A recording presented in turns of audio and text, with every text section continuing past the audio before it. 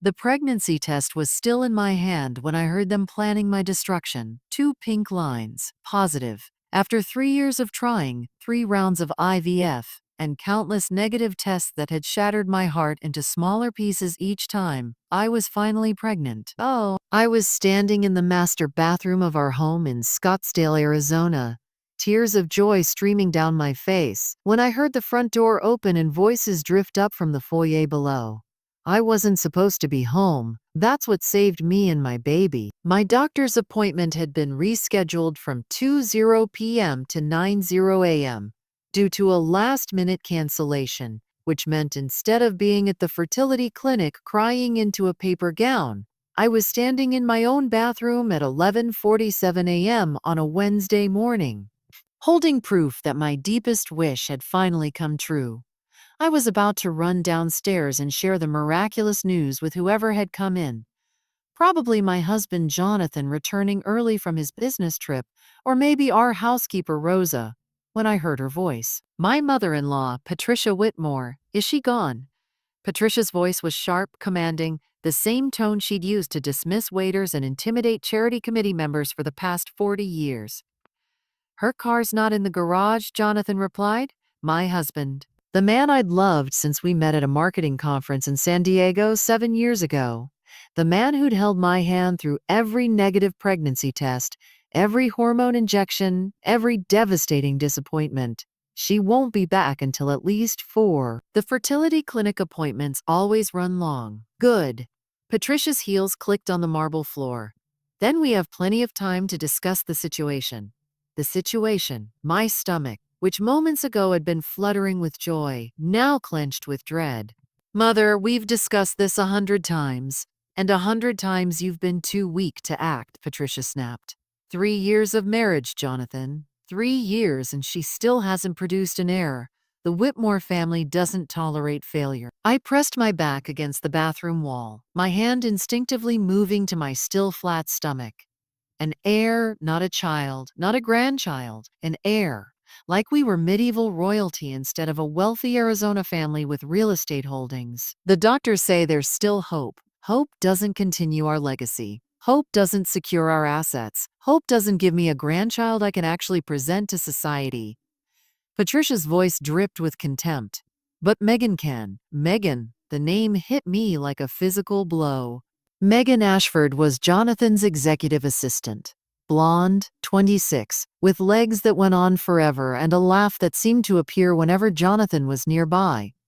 I'd convinced myself I was being paranoid when I noticed them standing too close at the company Christmas party. I'd told myself it was nothing when I found her perfume on Jonathan's jacket last month. I'd been a fool. Megan is pregnant, Jonathan. Patricia's voice carried a satisfaction that made my skin crawl. 8 weeks along, she told me yesterday when we had lunch at the club. The bathroom started spinning. I gripped the edge of the marble countertop, fighting the urge to vomit. 8 weeks. While I was injecting myself with hormones and praying for a miracle, my husband's mistress was already carrying his child. I know, Mother, I know. Jonathan sounded tired, defeated, like a little boy who'd been caught stealing cookies but couldn't quite bring himself to feel sorry about it. Then you know what needs to happen. The divorce needs to be finalized before Megan starts showing. We can't have scandal. We'll control the narrative. Irreconcilable differences, amicable split. Your father's attorneys have already drafted the papers. The prenup is airtight. Victoria signed it without a single modification because she was so desperate to marry you. She didn't think about protecting herself. Patricia laughed, actually laughed, at my trust, my love, my belief in a partnership I now realized had always been a transaction. She'll get $100,000 and nothing else. No alimony, no property, no stake in the business. She'll be out of our lives within 90 days. $100,000. After everything I'd given, everything I'd sacrificed, everything I'd built alongside Jonathan as we grew Whitmore Properties from a regional developer to a multi-state empire. I'd left my own marketing career to manage our public relations. I'd used my contacts to secure our biggest clients. I'd stood beside him at every ribbon cutting, every investor meeting, every tedious country club dinner. and they were going to discard me with less money than we spent on last year's kitchen renovation. What about Victoria's family? Jonathan asked, and for a moment, just a moment, I thought maybe there was something decent left in the man I'd married. She doesn't have anyone. Her parents are gone. Her sister lives abroad. If we do this, she'll have nothing. Exactly, Patricia said, her voice silky with satisfaction. No resources to fight back with. No family to turn to for help. No one to believe her over us. It's perfect, really. The universe has lined everything up beautifully. Before we continue, I'd love to know, where are you watching from? Drop your location in the comments below. And if this story already has you hooked, hit that subscribe button and give this video a like. Trust me, you don't want to miss what happens next on Moments with Her. I stood frozen in that bathroom for 17 minutes, listening as my husband and mother-in-law mapped out the destruction of my life over what sounded like a bottle of champagne. They discussed timelines. They discussed asset hiding strategies. They discussed how Jonathan would gradually become more distant, more critical, more absent, creating a paper trail of a deteriorating marriage to justify the divorce. They discussed Megan moving into the guest house on the Whitmore family compound within a month of my departure. For convenience, Patricia said, since she'll need support during the pregnancy. They discussed baby names. Henry for a boy, after Jonathan's grandfather. Elizabeth for a girl, after Patricia herself. They discussed me exactly twice more. Once to decide that Jonathan would serve the papers while I was at my sister's house in London. A trip Patricia herself had encouraged me to take next month, I now realized, and once to laugh about how I'd probably cry and beg him to reconsider. She's always been pathetically devoted to you, Patricia observed. It's almost sad, really. The girl has no spine. No spine, the woman who'd clawed her way out of poverty in rural Nevada. The woman who'd put herself through college waiting tables and survived on ramen for 4 years. The woman who'd lost both parents to a car accident at 22 and somehow kept going, kept fighting, kept believing that hard work and love would be enough. No spine. We'd see about that. When I finally heard them leave, Jonathan's BMW pulling out first, then Patricia's Mercedes 5 minutes later, I collapsed onto the bathroom floor and allowed myself exactly 3 minutes of tears. 3 minutes to mourn the marriage I'd believed was real. 3 minutes to grieve the family I'd thought I was part of. 3 minutes to feel the devastation of having my entire world revealed as an elaborate lie. Then I stood up, looked at myself in the mirror, and made a decision that would change everything. I was going to destroy them. Legally, financially, completely. I was going to dismantle the Whitmore family's empire brick by brick, and they would never see me coming. Because what Jonathan and Patricia didn't know, what they couldn't possibly know, was that I hadn't spent the last 3 years being a pathetically devoted wife. I'd spent them watching, learning, documenting every suspicious transaction, every questionable deal, every corner they'd cut in their rush to build their empire. I was the director of public relations for Whitmore Properties. I had access to every email, every contract, every financial report. I knew where the bodies were buried because I'd been the one smoothing over the press coverage when neighbors complained about corner cutting on construction projects. I'd been the one handling the donations to city council members who approved zoning variances. I'd been the one managing relationships with journalists who might have otherwise investigated why so many Whitmore Properties subcontractors had pending safety violations. Jonathan thought I was just handling media relations. What I was actually doing was building an insurance policy. Documentation of every questionable decision, every ethical compromise, every moment where Whitmore Properties chose profit over integrity. I never thought I'd need to use it. I'd gathered the information out of professional instinct, the same instinct that had made me successful in marketing. Always know more than you need to, because information is power. Now that power was going to save my life. I pulled out my phone and began making calls. The first person I called was my sister in London.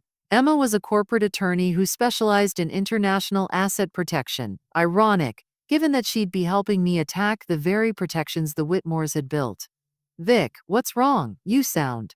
"I'm getting divorced," I said flatly. "But not on their terms." I told her everything. The conversation I'd overheard, the mistress, the pregnancy, both hers and mine. The prenup I'd signed 7 years ago without legal counsel because I'd been young and stupid and in love. Emma listened without interrupting. When I finished, there was a long silence.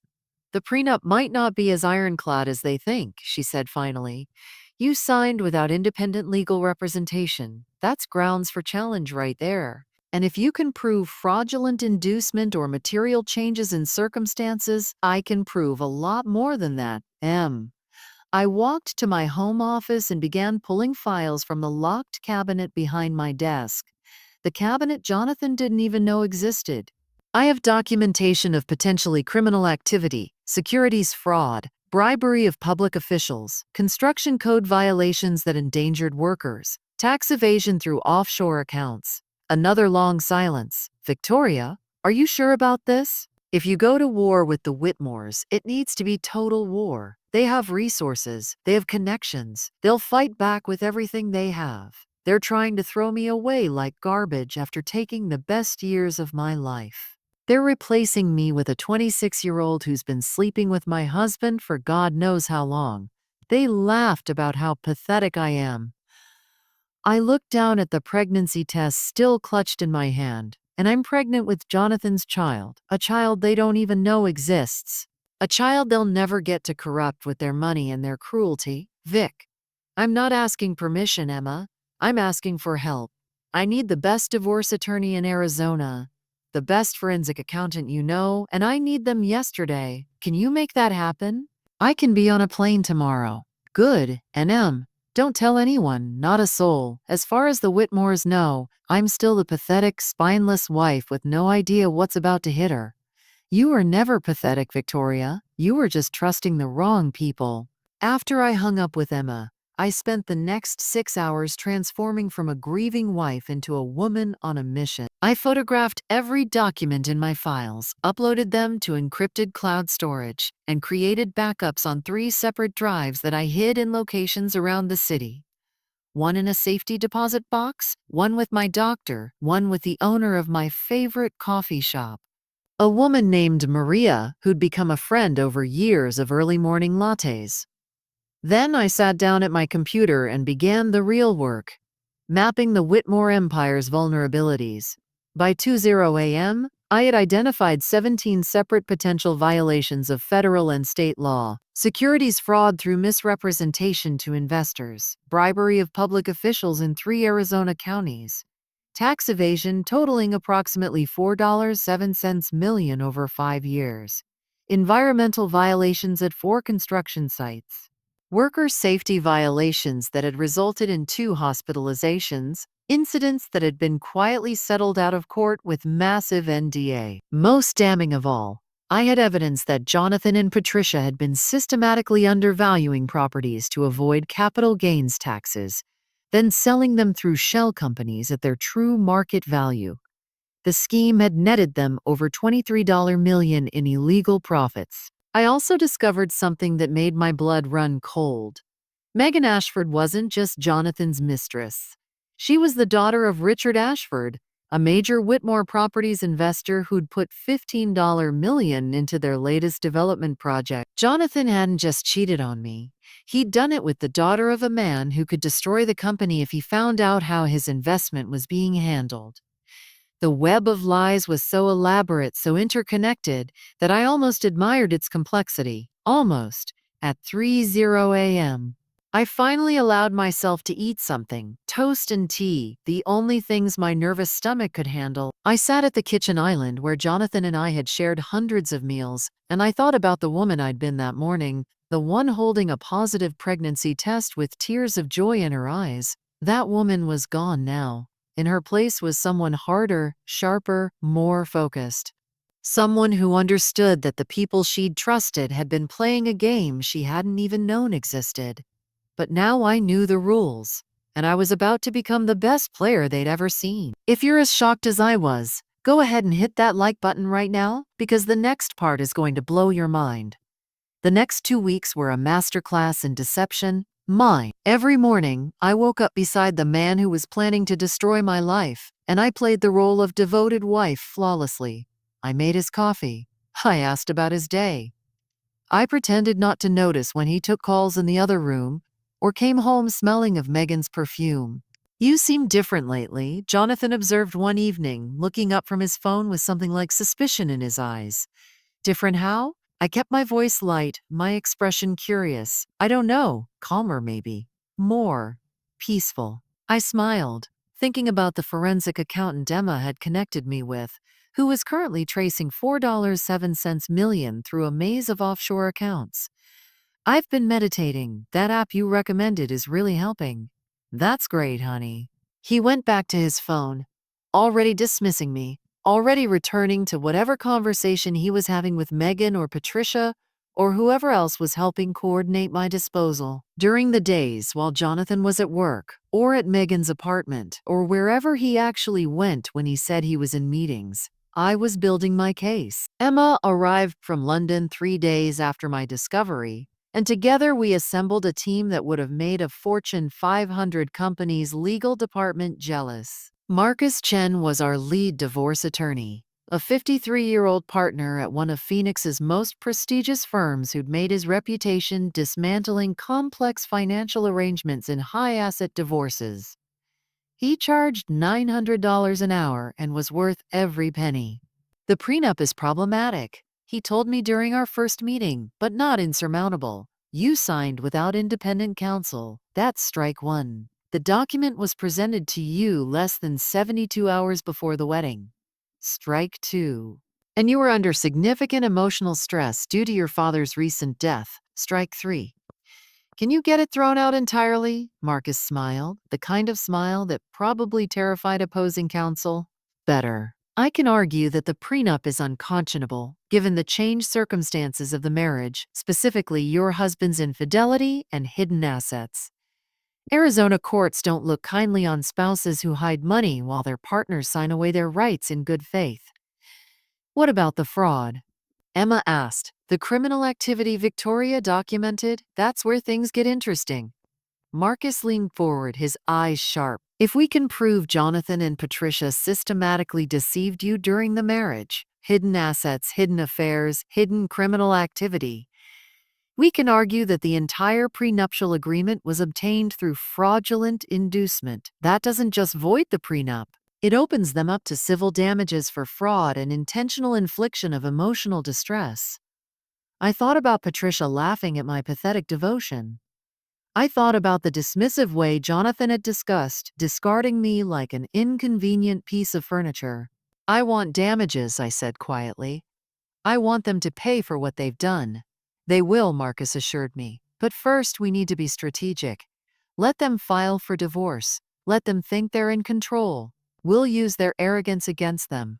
Our forensic accountant, Dr. Priya Sharma, was equally impressive. She had a PhD in financial analysis and had spent a decade working for the FBI before going into private practice. Within a week, she'd mapped the entire Whitmore financial structure and identified assets totaling over $67 million, far more than what Jonathan had disclosed on our joint tax returns. They've been hiding money for years, Priya reported, her dark eyes bright with the thrill of the hunt. There are shell companies in Delaware, Nevada, and the Cayman Islands. There's property held under the names of employees who almost certainly don't know they own it. And there's a trust in Patricia's name that holds most of the family's liquid assets. Assets that should have been disclosed as community property.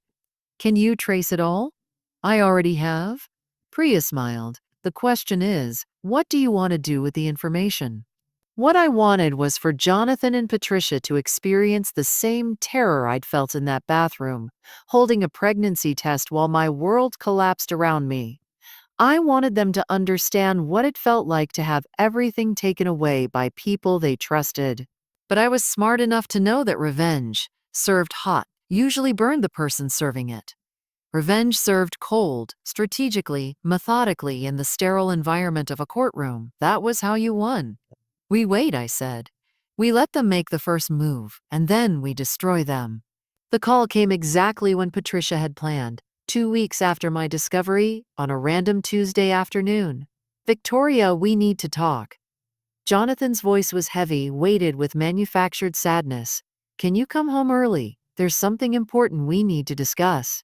I was sitting in Marcus's office, reviewing the final preparations for our counterattack when my phone buzzed. Emma and Priya were there too, along with James Patterson, the private investigator who'd spent the last 2 weeks documenting Jonathan's affair with Megan in excruciating detail. Photographs of them entering and leaving her apartment, records of the expensive gifts he'd bought her. Transcripts of their text messages. Megan had terrible password security on her cloud backups. He's ready to file, I said, looking at the number on my screen. This is it. Marcus nodded. Remember the plan. Act surprised. Act hurt. Don't give anything away. I answered the call. Jonathan, is everything okay? Just come home, Vic, please. I drove back to Scottsdale in a daze. Not the genuine daze of a woman about to be blindsided, but the calculated days of an actress preparing for the performance of her life. I thought about everything I'd learned in the past 2 weeks. The forensic accountant's report showing $67 million in hidden assets.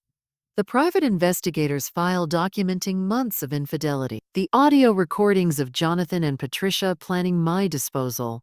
I'd installed voice-activated recorders in Jonathan's office in our living room the day after my initial discovery. Arizona was a one-party consent state, and I was very much a party to conversations happening in my own home. I thought about the baby growing inside me, 8 weeks along now, according to my doctor. Still too early to tell anyone, too early to trust that this miracle would survive the stress I was under. But that baby was the reason I was fighting so hard. Not for revenge, not for money, but to build a life where my child would never have to depend on people like the Whitmores for security or love. When I pulled into the driveway, Patricia's Mercedes was parked beside Jonathan's BMW. Of course she was here. She wouldn't miss the show, the moment her daughter-in-law finally crumbled. Jonathan met me at the door, his face arranged in an expression of profound sorrow. Vic, honey, let's sit down. I followed him into the living room, where Patricia was perched on our Italian leather sofa like a queen awaiting tribute. She wore a cream-colored suit in pearls. Funeral colors, I thought darkly. She was dressed for my burial. What's going on? I kept my voice small, confused. The devoted wife who couldn't imagine why her world was about to end. Jonathan sat beside me, taking my hands in his. His palms were sweaty. Good. He should be nervous. Victoria, this is the hardest thing I've ever had to say. He paused, swallowed, probably remembering the script Patricia had prepared. I've been unhappy for a long time. We've been unhappy. And I think we need to consider that maybe this marriage isn't working anymore. I let my eyes fill with tears. Easy, considering I still hadn't fully processed the betrayal, even with 2 weeks of preparation. Jonathan, what are you saying? Is this about the fertility treatments? Because the doctor said there's still hope. It's not about that. He glanced at Patricia, drawing strength from her approving nod. It's about us, about how distant we've become. I think we've grown apart, Vic. I think we want different things now. Different things? I pulled my hands from his, let my voice crack with manufactured confusion. I don't understand. I thought we were happy. I thought we were building a life together. Patricia cleared her throat delicately. Victoria, dear, my son is trying to tell you something difficult. Perhaps it would be easier if you let him finish before becoming emotional. Like I was a child having a tantrum instead of a wife being discarded. I'm sorry, Patricia. I wiped my eyes with the back of my hand, playing the role of meek daughter-in-law perfectly. Jonathan, please, just tell me what's happening. Jonathan pulled a manila envelope from behind a cushion. He'd literally hidden divorce papers in our sofa, like a prop in a bad movie, and set it on the coffee table between us. I think we should end our marriage, he said quietly. I've had papers drawn up. It's all very fair. You'll receive $100,000 as outlined in our prenuptial agreement, and I'll cover your living expenses for 6 months while you get back on your feet. $100,000 in 6 months of expenses. After I'd sacrificed my career, my youth, my body with countless fertility treatments. After I'd made them millions through my connections and PR skills. After 7 years of marriage built on what I now knew was a lie. But the prenup? I let my voice trail off as if I was only now remembering the document I'd signed so naively. I thought we were partners, Jonathan. I thought the prenup was just a formality. Patricia leaned forward, her voice dripping with false sympathy. The prenup was designed to protect both of you, Victoria. Surely you understand that? Jonathan's family has significant assets that need to be safeguarded. This is simply business. Business? My marriage was simply business. Is there someone else? I asked, letting my voice crack perfectly on the question. Is that why you're doing this? Jonathan shook his head. The lie came so easily to him. There's no one else, Vic. This is just about us not being right for each other anymore. I'll always care about you, but I can't pretend to be happy when I'm not. Can't pretend. The irony was almost funny. I looked down at the envelope, at the official-looking documents visible through the corner. Everything Patricia had planned was coming together exactly as she'd designed. Blindside Victoria, present her with papers, watch her crumble. I need some time, I said softly. This is a lot to process. Of course. Jonathan reached out to pat my hand, and I had to physically restrain myself from recoiling. Take all the time you need. My lawyer can answer any questions you have about the terms. Your lawyer, not our lawyer, not even a neutral mediator. Just his lawyer, ready to ensure I walked away with nothing. I think I'll go stay at a hotel tonight, I said, standing on shaky legs. I can't be here right now. Patricia and Jonathan exchanged a triumphant glance. So quick I almost missed it, but I was watching closely now. They thought they'd won. They thought this broken woman stumbling toward the door was the end of the story. They had no idea the story was just beginning. I didn't go to a hotel that night. I went to Marcus Chen's law office, where Emma and Priya were waiting with documents, coffee, and the controlled fury of professionals who'd seen too many people like the Whitmores get away with their crimes. Tell me everything, Marcus said as I collapsed into a chair in his conference room. Every word, every expression, every detail. I recounted the entire conversation while Priya took notes and Emma paced by the window, her jaw tight with barely contained rage. She called it business. Emma spat when I finished. Your marriage, your life, business. The good news, Marcus said, is that they've filed first, which means we get to respond. And our response is going to redefine what they thought this divorce would look like. He slid a stack of documents across the table. Our counterattack, weeks in the making. First, our motion to dismiss the prenuptial agreement as unconscionable, fraudulently induced, and signed under duress without independent counsel. The brief was 47 pages long and cited every relevant case in Arizona family law. Second, our counterpetition for divorce, which included detailed documentation of Jonathan's affair with Megan Ashford, his hidden assets totaling over $67 million, and his systematic fraud against both his wife and his business investors. Third, a separate civil complaint against both Jonathan and Patricia Whitmore for fraud, conspiracy, and intentional infliction of emotional distress. We were seeking $25 million in compensatory and punitive damages. Fourth, and this was the nuclear option, a package of information ready to be delivered to the FBI, the IRS, and the Arizona Attorney General's office, documenting decades of criminal activity by Whitmore Properties.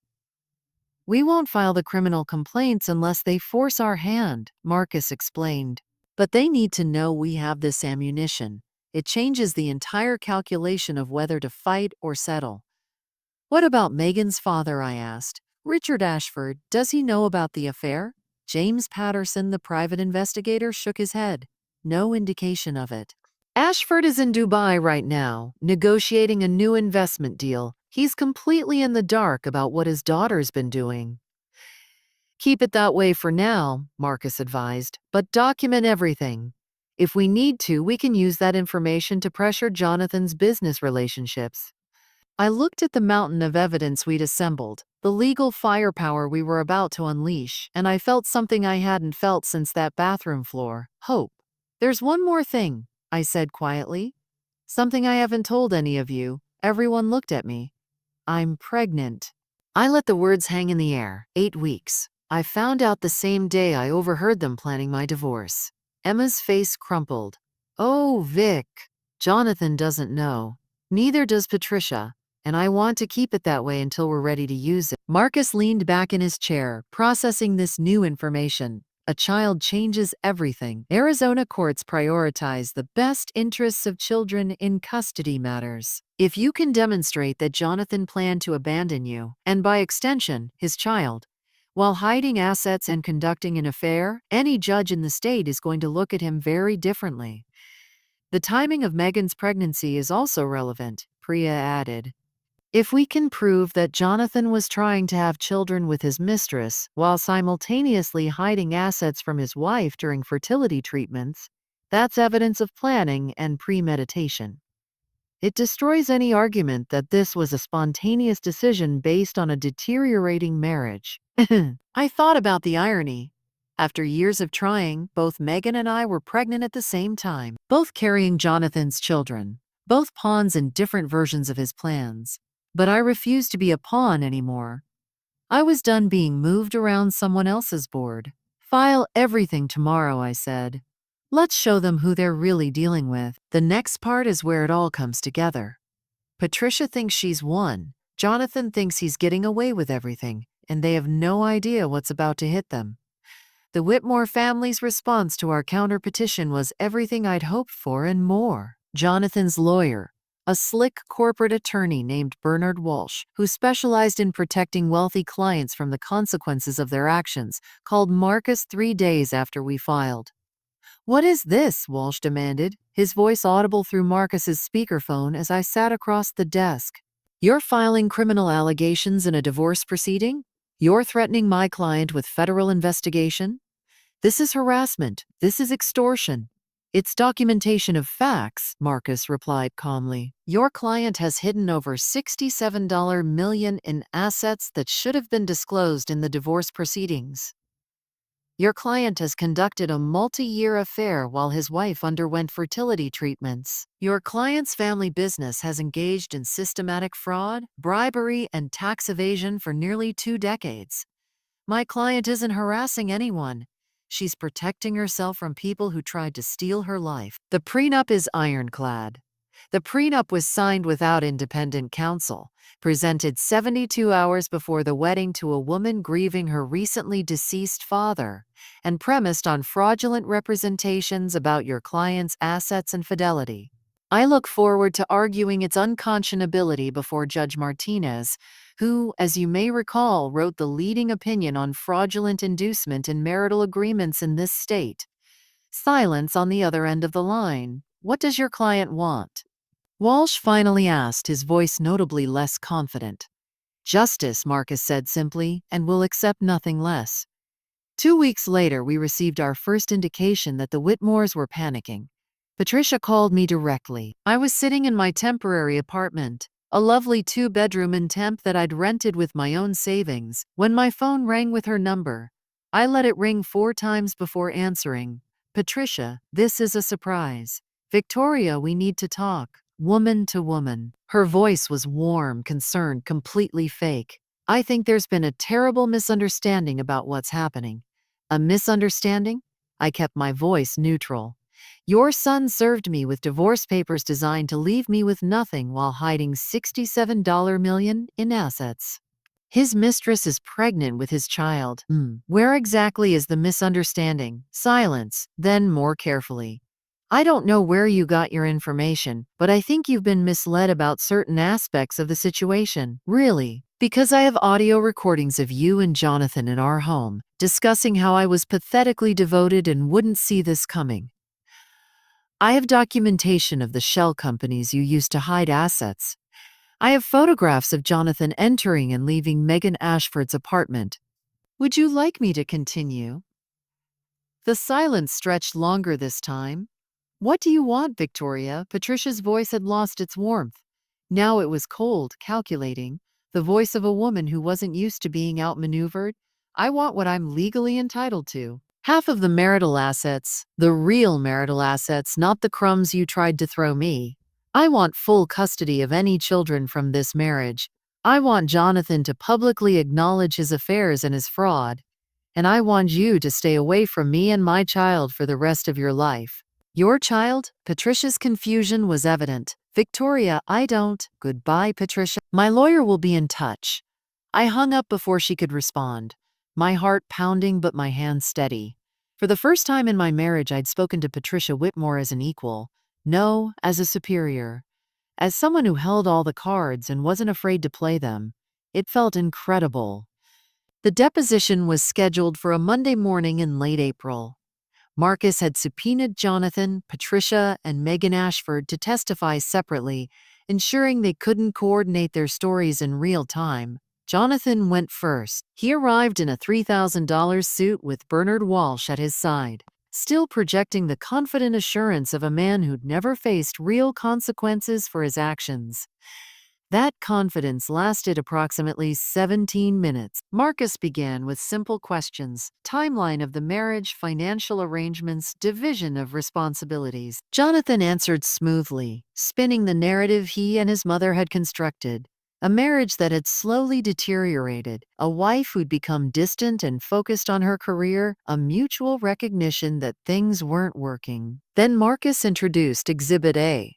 Transcripts of text messages between Jonathan and Megan dating back 18 months. Messages discussing their affair, their future together, their plans to replace me. Mr. Whitmore, you testified that you have no romantic relationship with Megan Ashford. Is that still your testimony? Jonathan's jaw tightened. We're friends. Friends who exchange texts like this one, dated January 15th. I can't wait until she's gone and we can finally be together. I'll give you everything she never appreciated. Marcus looked up. Is this how you communicate with all your friends, Mr. Whitmore? Walsh objected. Marcus overruled the objection by introducing Exhibit B, photographs of Jonathan and Megan at a romantic resort in Sedona, 3 weeks before he'd served me with divorce papers.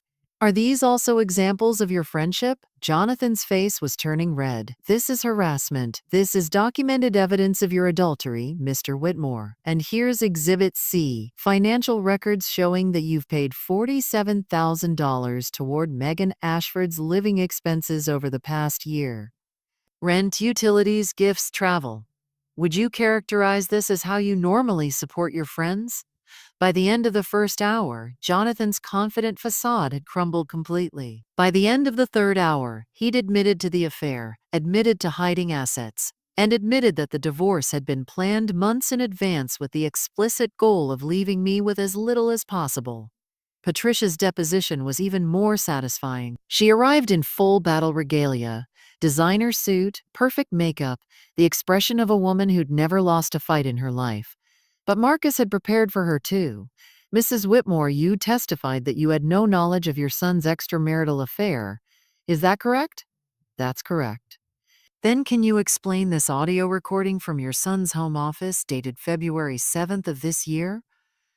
Marcus pressed play, and Patricia's own voice filled the room. Megan is pregnant, Jonathan, 8 weeks along. She told me yesterday when we had lunch at the club. Patricia's face went white, then red. Then a mottled combination of both. How did you? She started, then caught herself. Arizona is a one-party consent state for recordings, Mrs. Whitmore. Your daughter-in-law was entirely within her legal rights to record conversations in her own home. Marcus smiled pleasantly. Now, would you like to revise your testimony about your knowledge of the affair? The deposition continued for 6 hours. By the end, Marcus had established that Patricia had actively participated in planning my financial destruction, that she'd coordinated with Jonathan to hide assets, and that she'd encouraged the affair with Megan as a way to provide the family with an heir that I had failed to produce. When Patricia finally left the conference room, she walked past me without a word. But her eyes, for just a moment, showed something I'd never seen from her before: fear. Megan Ashford's deposition was the final piece of the puzzle. She was younger than I'd imagined somehow, despite having seen photographs. 26 looked even younger in person. Smooth skin, nervous eyes, fingers twisting the strap of her designer handbag, a gift from Jonathan, I knew from the financial records. She'd come without a lawyer, apparently believing that her status as the other woman exempted her from the legal proceedings. Marcus quickly disabused her of that notion. Miss Ashford, are you aware that you're named as a co-defendant in a civil suit filed by Victoria Whitmore for intentional interference with marital relations? Megan's eyes went wide. Co-defendant? But I didn't. I mean, Jonathan said. What exactly did Jonathan say? What followed was a cascade of admissions that painted Jonathan and Patricia in an even worse light than I'd imagined. Megan admitted that Patricia had approached her first, suggesting that she get closer to Jonathan to provide the family with an heir. She admitted that Patricia had paid for her apartment, her clothes, her entire lifestyle while the affair was ongoing. She admitted that the pregnancy had been planned, intentionally timed, so that Megan would be visibly pregnant by the time my divorce was finalized. Mrs. Whitmore told me that that she was broken, Megan said, her voice small, that she couldn't have children and was holding Jonathan back. She said I would be saving him from an unhappy life. I sat in that conference room listening to a woman barely older than a college student describe how she'd been groomed to replace me, not just by my husband, but by my mother-in-law. Patricia hadn't just accepted the affair, she'd orchestrated it. The irony, of course, was that I wasn't broken. I was pregnant with Jonathan's child at that very moment. A child conceived naturally after years of failed fertility treatments. During a month when Jonathan had apparently been too busy with Megan to remember to use protection with his wife. Life had a dark sense of humor. One more question, Miss Ashford, Marcus said as the deposition wound down. Are you aware that accepting money from Patricia Whitmore to pursue an affair with a married man could potentially constitute criminal conspiracy to commit fraud? Megan burst into tears. I didn't know. I didn't think. No, Marcus agreed. You didn't. If you've made it this far, you're incredible. Please make sure you're subscribed to Moments with Her and drop a comment telling me, what do you think should happen to Patricia and Jonathan? The conclusion of this story is coming up, and trust me, it's worth watching to the end. The settlement conference was held in Judge Martinez's chambers on a Thursday morning in early May. Both legal teams were present, along with Jonathan, Patricia, and me. I decided to reveal my pregnancy that day, strategically timed for maximum impact. Before we begin, Marcus announced, my client wishes to disclose a material fact that affects these proceedings. Mrs. Whitmore is pregnant with Mr. Whitmore's child. She is currently 14 weeks along. The silence in the room was deafening. Jonathan's face cycled through shock, confusion, and something that might have been hope before settling into careful neutrality. Patricia looked like she'd been slapped. Pregnant? She whispered. But the fertility treatments never worked. Nature sometimes succeeds where science fails, I said quietly. I found out the same day I overheard you and Jonathan planning my disposal. The same day you discussed how I'd failed to produce an heir? Judge Martinez, a silver-haired woman in her 60s who'd seen everything in her 30 years on the bench, looked at the assembled parties with an expression that suggested she was deeply unimpressed with the Whitmores. So, well, she said dryly, this certainly complicates the amicable split your client originally proposed. Walsh was already huddling with Jonathan and Patricia, whispered arguments flying back and forth. I caught fragments, custody implications, child support calculations. This changes everything. Yes, it did. Marcus pressed our advantage. Your Honor, in light of Mr. Whitmore's documented adultery, hidden assets, and the revelation that Mrs. Whitmore is carrying his legitimate child, we're prepared to present evidence that the agreement was obtained through fraud, signed without independent counsel, and rendered unconscionable by subsequent events. We're also prepared, he continued, to submit our documentation to federal authorities regarding potential criminal activity by Whitmore Properties. However, my client is willing to forego criminal referrals if a fair settlement can be reached. Walsh tried to object, but Judge Martinez cut him off.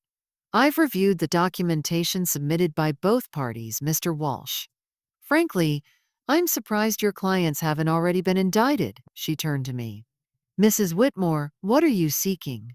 I'd rehearsed this moment 100 times, but saying the words still felt surreal. 50% of all marital assets, including the hidden accounts, approximately $33 million. Full custody of my child, with supervised visitation for Jonathan only after he completes parenting classes and demonstrates 6 months of stability.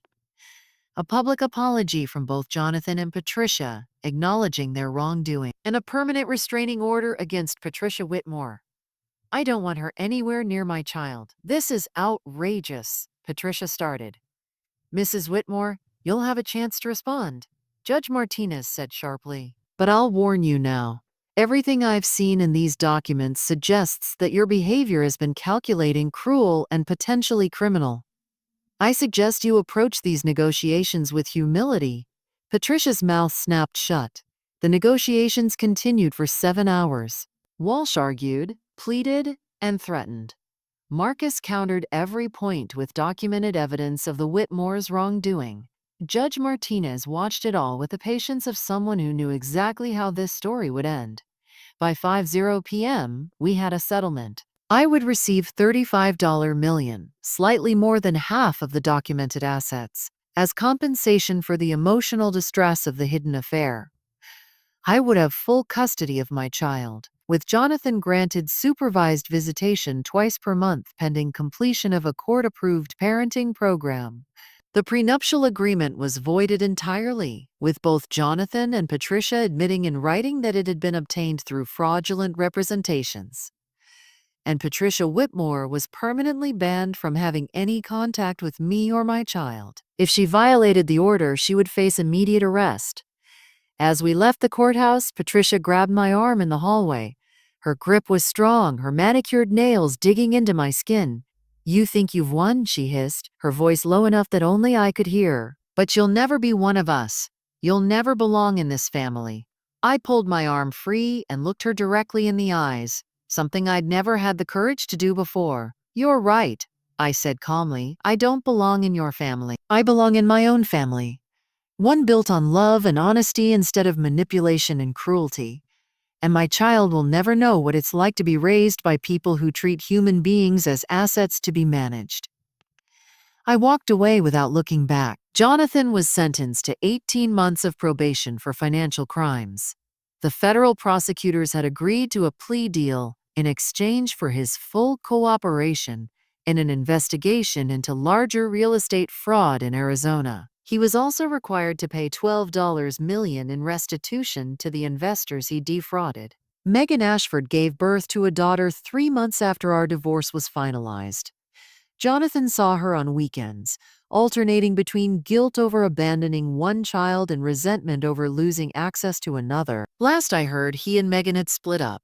It turned out their relationship couldn't survive without the thrill of secrecy and the shared goal of destroying me. Patricia Whitmore retreated from public life after the scandal became public. The country club she dominated for decades quietly dropped her membership. The charity board she'd chaired asked her to resign. The social circle she'd cultivated turned their backs on her the moment she became more liability than asset. I heard through mutual acquaintances that she'd started drinking heavily, that she blamed me for destroying her family, her reputation, her legacy, that she spent her days alone in the Whitmore family compound, surrounded by the wealth she'd valued more than human connection. I couldn't bring myself to feel sorry for her. My daughter was born on a crisp October morning, 7 months after the divorce was finalized.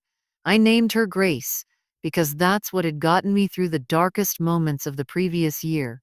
Grace to trust my instincts. Grace to fight back.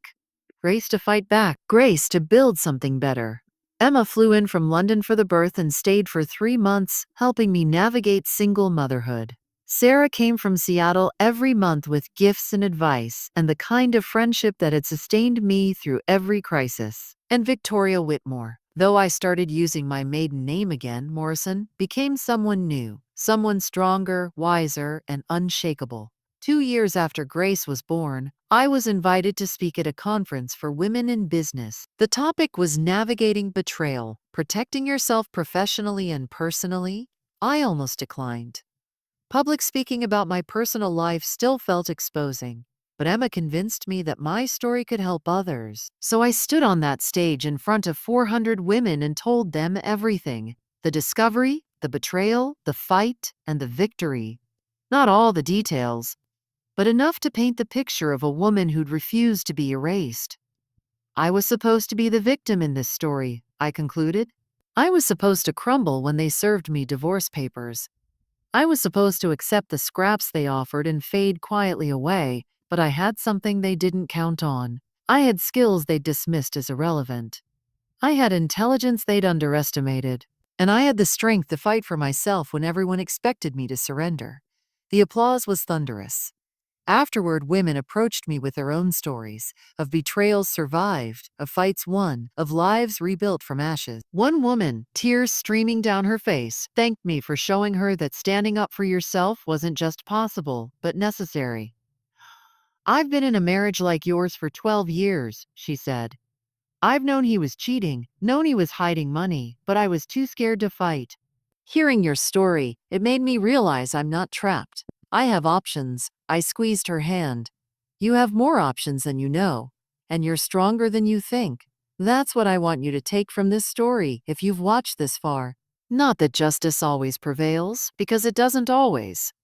Not that revenge is sweet, because it's often bitter and hollow. But that you have power you haven't discovered yet, that the people who underestimate you are often the ones most surprised when you fight back, that the worst moments of your life can become the foundations of something better. I was supposed to be the pathetic wife with no spine. I became the woman who brought down an empire, and if I can do it, so can you. Thank you so much for watching this entire story on Moments with Her. If Victoria's journey inspired you, please subscribe for more powerful stories of resilience and strength. Hit that like button and leave a comment below telling me, where are you watching from and what's your biggest takeaway from this story? Your support means everything to me and this community. And remember, you are stronger than you know, and you deserve to fight for yourself. Until next time.